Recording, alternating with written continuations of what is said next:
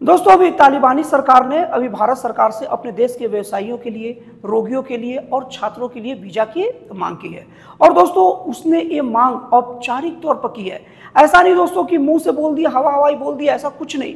एकदम लिखित तौर पर उन्होंने अनुरोध किया है कि आप हमें वीजा दीजिए, ऐसे हमारे देश के लोगों को सुविधा होगी।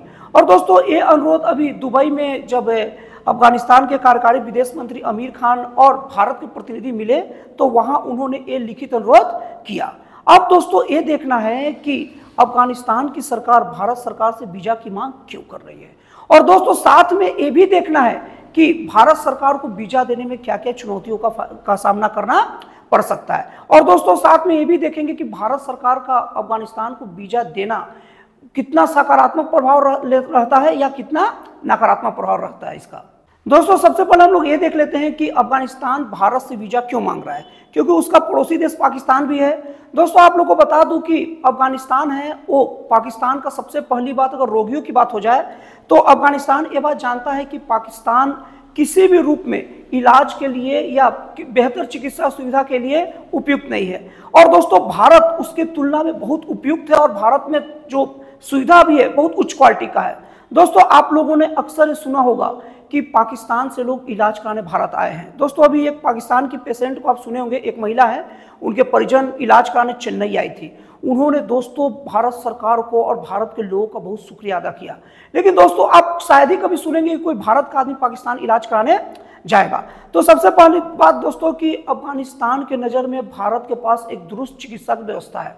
और दोस्तों दूसरी बात ये किया जाए तो अफगानिस्तान का पाकिस्तान के साथ अभी जो संबंध है एकदम कड़वे हैं। और दोस्तों अफगानिस्तान को पाकिस्तान के साथ संबंध अच्छे बनाने में कोई फायदा भी नहीं दिख रहा है। लेकिन दोस्तों जिस तरीके से जियो पॉलिटिक्स में भारत की एंट्री हुई है और भारत जिस तरीके से वर्ल्ड का जो जियो पॉलिटिक्स में अपना नाम कमा रहा है वो अफगानिस्तान के लिए बहुत ज्यादा आकर्षण का केंद्र बना हुआ है।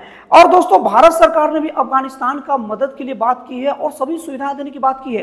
लेकिन दोस्तों भारत सरकार वीजा देने के बारे में अभी तक कुछ जानकारी नहीं दिया है। अब दोस्तों हम लोग देख लेते हैं कि भारत सरकार का अफगानिस्तान को वीजा देने में क्या क्या चुनौतियां हैं। दोस्तों सबसे पहली चुनौती और चैलेंज ये है दोस्तों कि भारत सरकार जो अफगानिस्तान में जो तालिबानी सरकार है उसको अभी मान्यता ही नहीं देता। वो ये माना जाता है कि भी तालिबानी सरकार जनता की मत से नहीं चल रही है। तो दोस्तों अगर वो वीजा देगा तो इसका मतलब ये मैसेज चल जाएगा कि भारत सरकार वहां तालिबानी सरकार को मान्यता दे रही है। अब दोस्तों दूसरा भारत सरकार को खतरा है सुरक्षा को लेकर, क्योंकि दोस्तों वीजा के नाम पर हो सकता है कि आतंकवादी घुसपैठ शुरू हो जाए। इससे भारत सरकार थोड़ा सा इस बात को लेकर चिंतित है और दुविधा में है। इसीलिए दोस्तों यहां भी एक भारत सरकार के लिए सोचने का विषय बन जाएगा।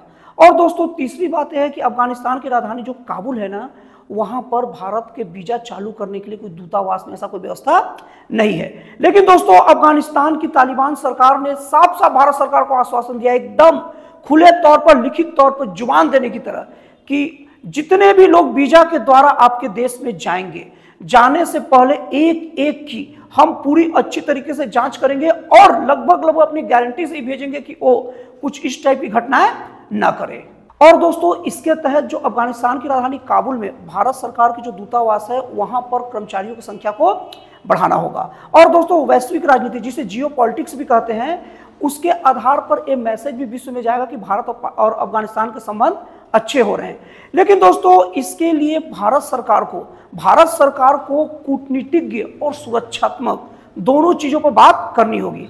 दोस्तों ये भारत सरकार के लिए पॉजिटिव इस आधार पर होगा दोस्तों कि अगर कोई विदेश से जो लोग भारत आएंगे, इलाज के लिए आए, शिक्षा के लिए आए, किसी भी तरीके से व्यापार के लिए भी आए, तो निश्चित तौर पर भारत सरकार को फायदा होगा। लेकिन दोस्तों भारत सरकार को सुरक्षात्मक नीति को बहुत कड़ाई से पालन करना होगा। तो दोस्तों अब भारत सरकार के ऊपर निर्भर करता है कि वीजा देगा या नहीं देगा। दोस्तों आपके हिसाब से भारत सरकार को वीजा देना चाहिए नहीं देना चाहिए, प्लीज कमेंट में मेरे को बताइए। तो दोस्तों आपको ये जानकारी कैसी लगी ये भी कमेंट में बता दीजिए। तो दोस्तों इसके बाद फिर मिलते हैं अगली वीडियो में एक जन कल्याणकारी और एक राष्ट्रवादी प्रेरित नए विचारों के साथ।